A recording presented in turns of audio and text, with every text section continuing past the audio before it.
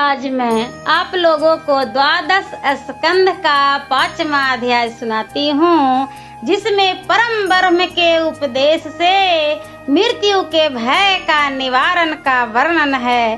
और अब भक्तों केवल 4-5 अध्याय और बचे हैं, क्योंकि 12 अध्याय तक ही गीता का पाठ बचा हुआ है। 13वां अध्याय में आप लोगों को आरती भजन ये सब मैं सुनाऊंगी। उसके बाद मैं वाल्मीकि रामायण आप लोग को सुनाने का प्रयत्न करूंगी। आप लोग जरूर सुनिएगा। श्री सुखदेव जी ने कहा, हे राजन, इसमें संसार के नियामक उस भगवान का वर्णन है जिसके हर्ष से सर्व सृष्टि कर्ता ब्रह्मा का प्रादुर्भाव तथा क्रोध से विश्व विनाशक रुद्र भगवान का आविर्भाव हुआ है। उस भगवान का गुणानुवाद सुनते हुए आपको किसी से भय है? हे राजन, मैं मर जाऊंगा, इस अविवेक को छोड़ दीजिए, क्योंकि जिस प्रकार से यह शरीर पहले नहीं था, अब उत्पन्न हुआ और नष्ट हो जाएगा, यह बात आपके विषय में यानी आत्मा के विषय में नहीं है, बल्कि आप पहले भी थे, इस काल में भी हैं तथा बाद में भी रहेंगे। हे राजन, यदि आप यह संदेह करें कि जिस शरीर में पिता रूप से था, उस शरीर का बिना त्याग किए पुत्र रूप में होना असंभव है, इसलिए मेरी उत्पत्ति तथा विनाश निश्चित है, यह आपका यह संदेह ठीक नहीं है। वैसे ही आप भी शरीर से पृथक हैं। जैसे स्वप्न में कटा हुआ अपना सिर स्वयं देखा जाता है, उसी प्रकार मरना जीना भी शरीर का धर्म है, आत्मा का नहीं। इसमें केवल मरने जीने का भ्रम होता है, आत्मा तो अजर और अमर है।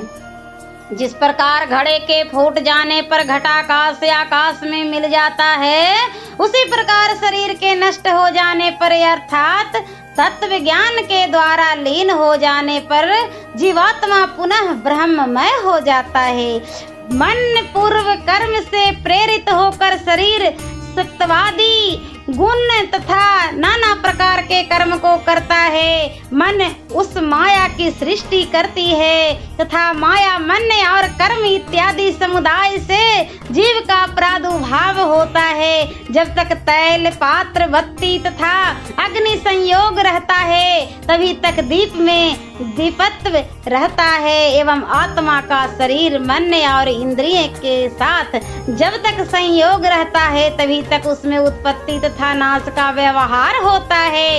यह व्यवहार भी रज तत्व तथा तम के कारण से ही होता है। यह आत्मा स्वयं प्रकाशमान तथा व्यक्त से परे है, इसलिए उसका उत्पत्ति और विनाश नहीं होता।